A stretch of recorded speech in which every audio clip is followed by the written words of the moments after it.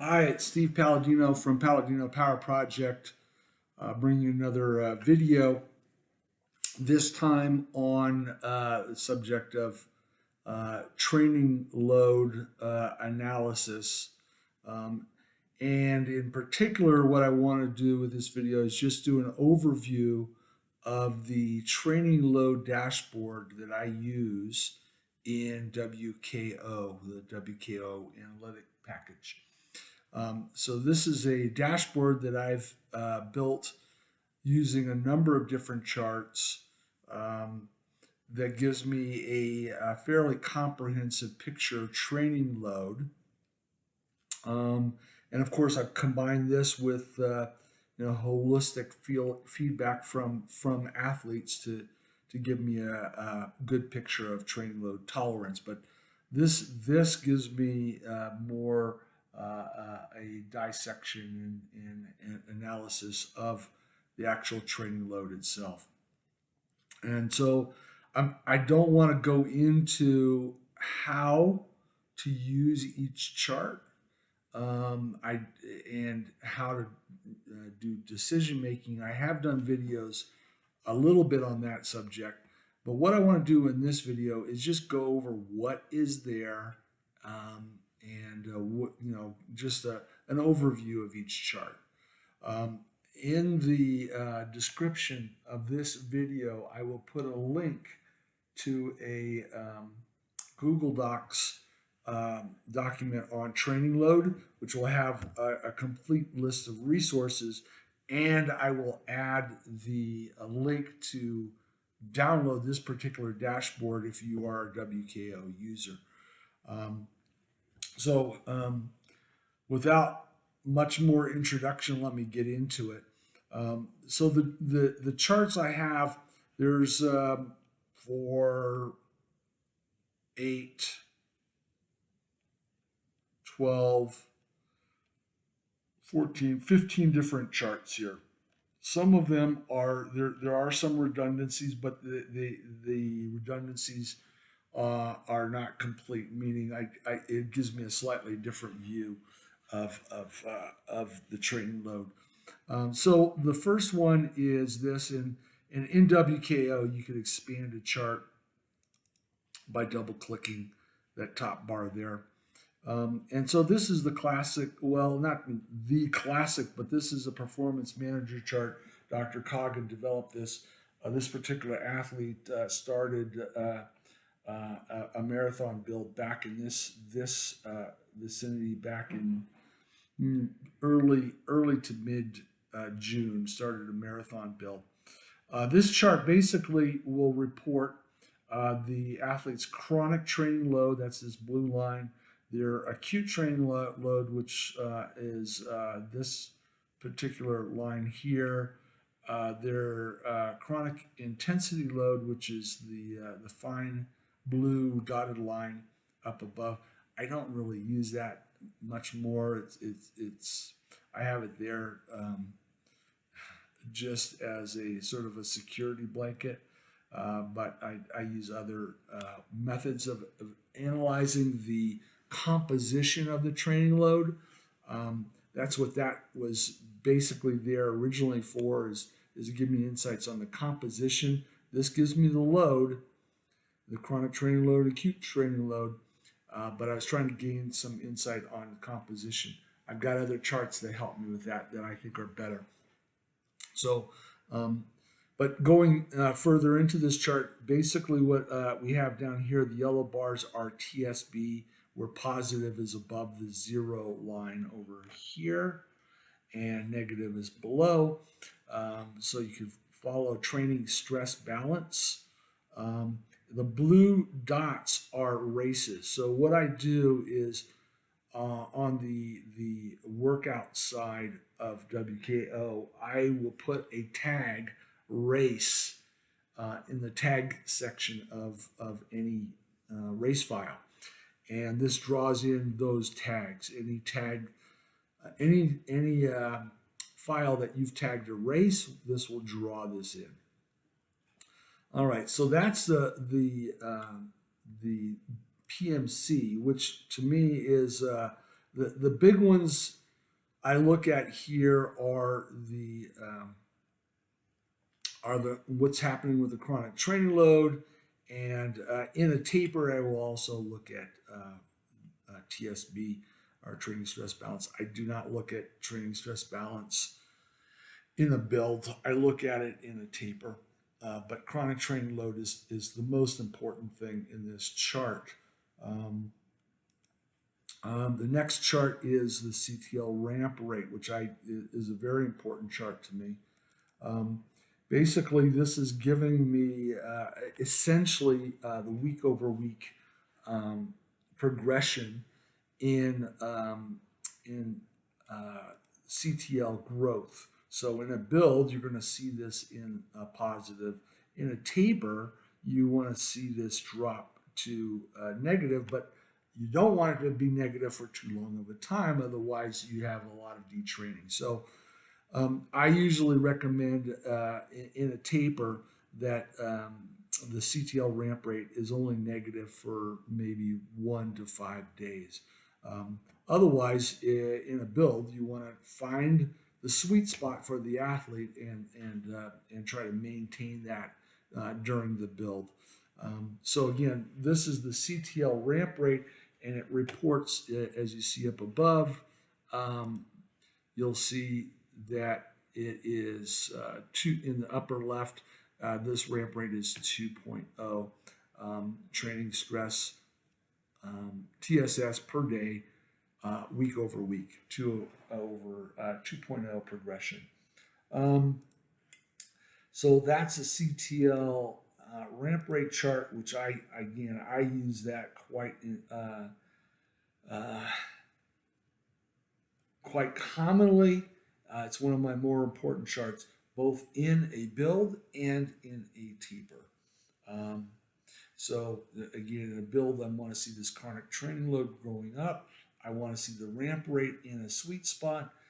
In a taper, I want to see the CTL ramp rate. If it's an A-race taper, I want it to see negative for 1 to 5 days, and TSB positive in the positive 10 to 15 or even 20 range on the positive side. I said I wouldn't get into the hows and whys, but there you go, just a little bit. The next one is this intensity load chart. As I mentioned up here, I had CIL. This is sort of a remnant, and it's there more as a security blanket than anything else. To look at composition of the train load. Well, what I've done here in building this chart, it's called an intensity load chart.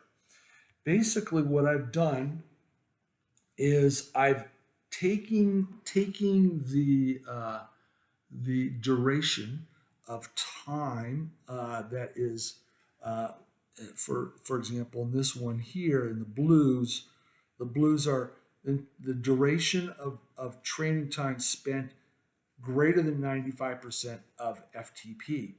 And then I've dropped that into the algorithm, the exponentially weighted rolling average algorithm that's used for CTL and ATL.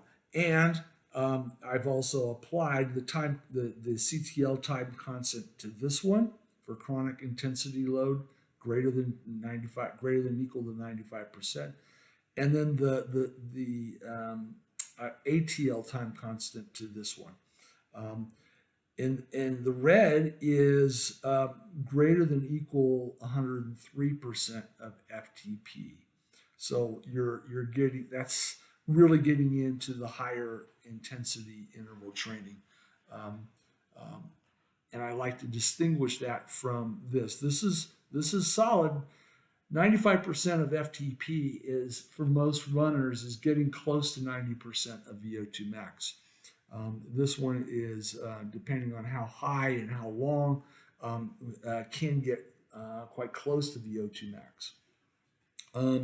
So I like to look at those. It tells me a little bit more about the composition, and it's applied in the same algorithm as the CTL, the exponentially weighted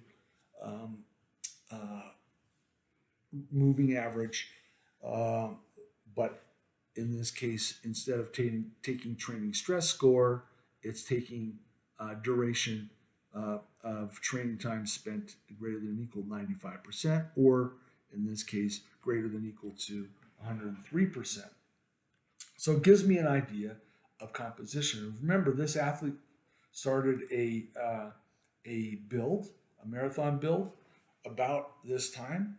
The athlete had been previously on higher intensity training for shorter races, mile to 5K, and here shifted to marathon training. So naturally, the composition changes. The composition goes more to um, longer intervals that are either half marathon power, just below threshold or at threshold, and a little bit less, not a complete absence of, but a little bit less in this even higher intensity duration. So um, both of these are what I consider higher intensity training metrics. So it gives you an idea of the composition, but in this case, it separates the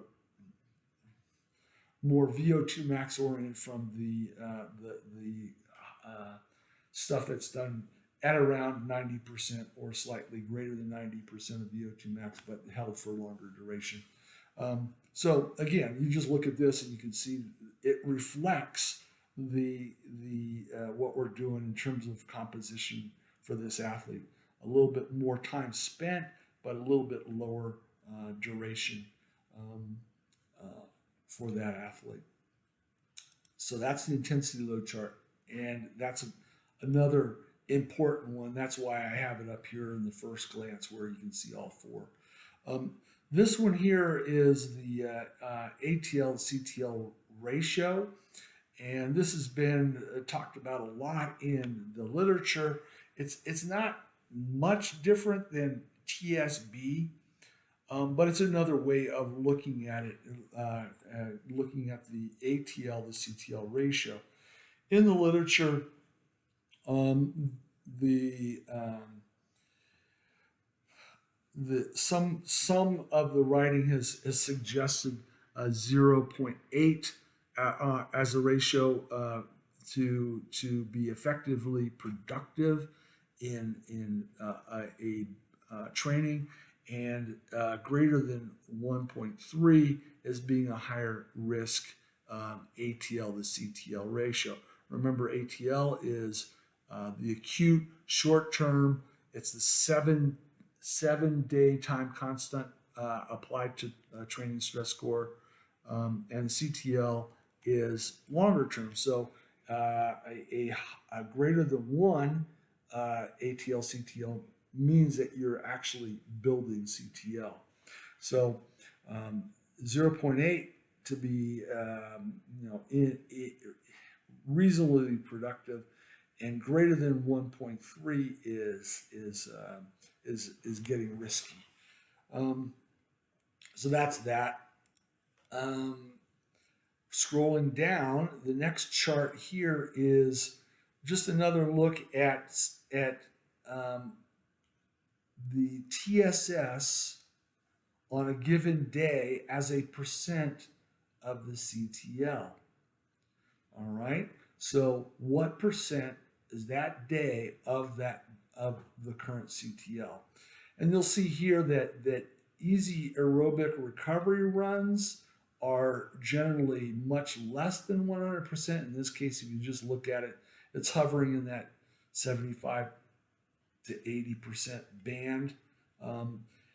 Workouts, interval workouts are generally in the 100 to 125% band, meaning they are harder on the basis not only of intensity, but also harder in terms of TSS being above CTL. So it's when your TSS is above CTL, it's driving CTL upwards.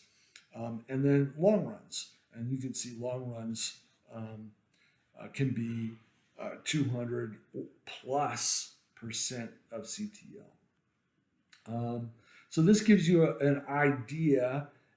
If it also has the blue dots down at the bottom, or black dots here in this case, um, that reflect races. If you saw a marathon, it would the percent of CTL would be quite high. So again, it has the references for races. Um, Notice, for that matter, that every chart I've spoken of so far has it draws in the tag race if you type in race in the tag section of a actual race. So it draws that in. Next chart is the same as the first one.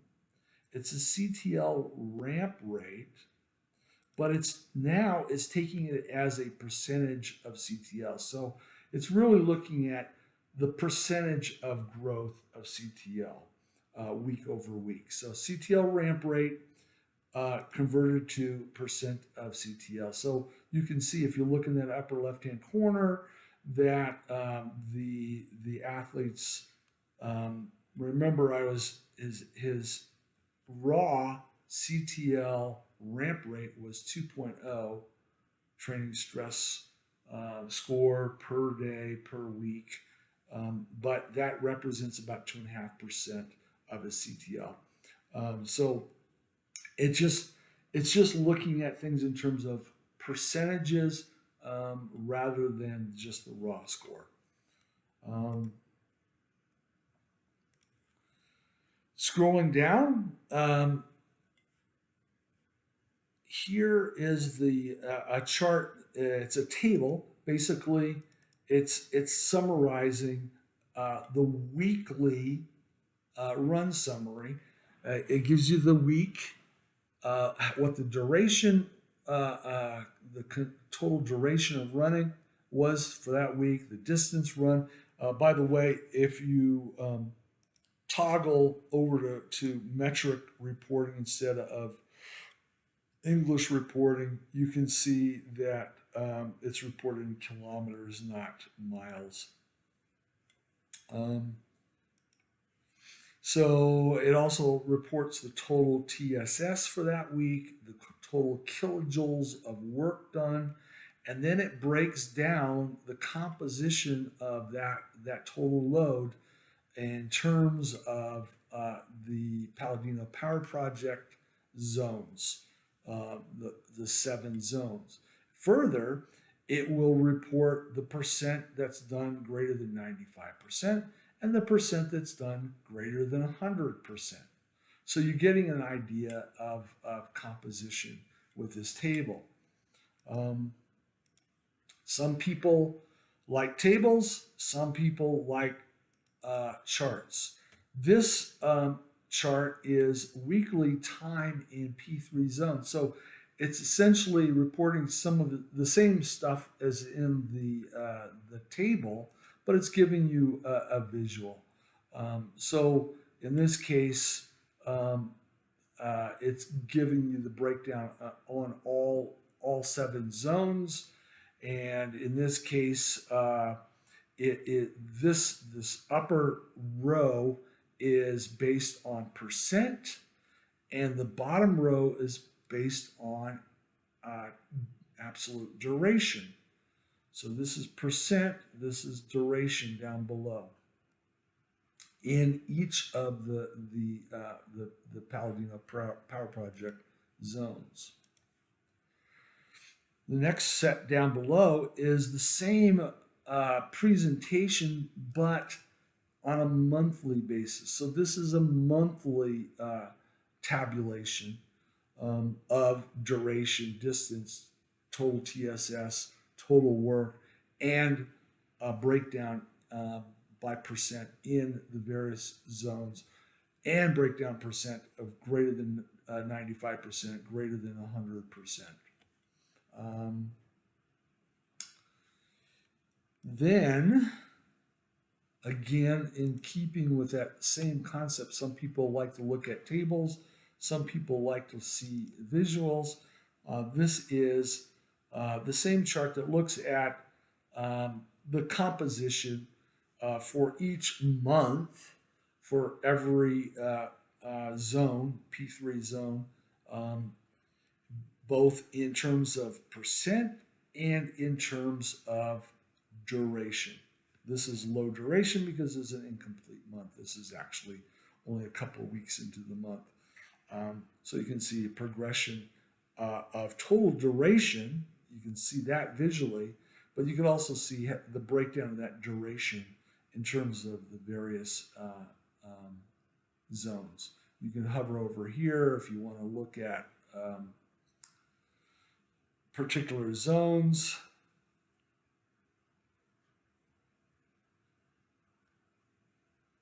All right. So that again gives you a visual of the monthly composition. Some people don't think in terms of all the multiple zones in the P3 system and rather look at three basic zones. So I have that both in weekly and monthly format here.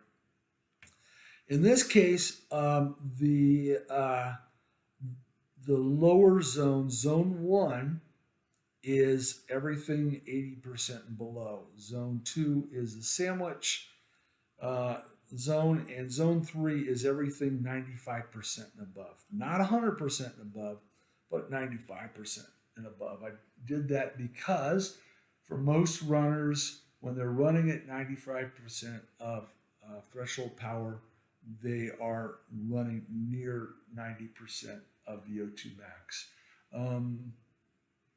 Keep in mind that the ratio or differences between FTP and power at VO2 max in runners is narrower than it is in cycling. So conceptually, cycling the bottom of zone 3 might be 100% or even a little bit higher. But for runners, I want to look at zone 3 as everything 95% and above. So that's the way this chart is constructed. Again, the top row is based on percentage. So if I look here, this athlete spent 68% in zone 1, that's 80% of FTP and below, 11% in zone 3, that's 95% and above, and 21% in that sandwich zone between 80% and 95%. That includes things like marathon power and specific training for marathon. So it's not a bad zone. It's not, as some people lead you to believe, a zone to completely ignore, because there's some important stuff at the top end of that zone. But nevertheless, this gives you a glimpse at a 3-zone breakdown in terms of percentages. This gives you an absolute duration. This is the weekly view, and then there is a monthly view. So we look here and we can say this athlete was 56% for the month of July, 56% in zone 1, 10% in zone 3, 95% of FTP and above. And you can also see the relative duration spent in the second row, where the athlete spent 4 hours in zone 3 and close to 24 hours in zone 1. So again, a visual glimpse at a 3-zone system. The next one utilizes the metric training impact score, which is a WKO metric. And it's another way of sort of analyzing composition. like we've already been doing with a number of charts here.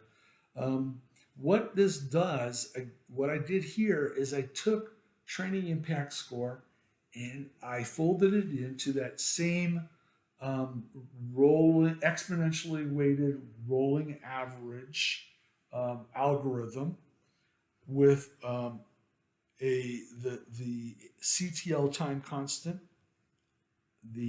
and the ATL time constant. Training impact score by WKO is reported as a aerobic training impact score and an anaerobic training impact score. So I have those separated here. So you can see that in this build, his chronic aerobic training impact score has been increasing, and his chronic anaerobic training impact score has been increasing, but at a much lower rate. So again, marathon block training in here. So it gives you another way of looking and analyzing at the composition and how that is moving. I further took this look at WKO training impact score, and I developed a chart which only took the impact score that was greater than equal to 7-point score. So it's looking at the relevant highly aerobic training impact score, meaning 7 points or above, and the highly anaerobic impact scores, 7 points or above, and just looked at that. Same thing, put it in the exponentially weighted rolling average model with the CTL time constant and the ATL time constant. And so this one here is with the just the raw, all the TIS scores, like I showed you in the previous chart. It brings that in, but then the dotted ones are the ones where I've employed just those scores that are 7 or above. And you can see again, it illustrates here a little bit that we've had some movement on this side. Of those really impactful workouts. Those have grown on this anaerobic training impact score. So this is separating the really impactful scores from all scores. All right, all scores, really impactful scores, really impactful scores. So it's just another way of looking at composition using the training impact score provided by WKO. The last chart here at the bottom uses an expression developed by Dr. Coggin to ferret out G-forces. So in running, I call this the mechanical impact load. So it's looking at G-forces on a rolling basis. This is the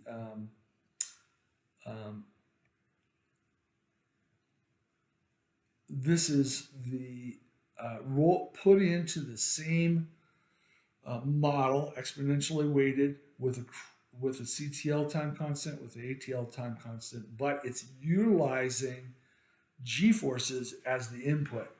And so we can look at G-forces applied here. And then I also put the acute chronic impact load ratio. So it's basically, it's like a TSB, but it's a ratio. So it's taking the chronic and the acute and just giving you a ratio.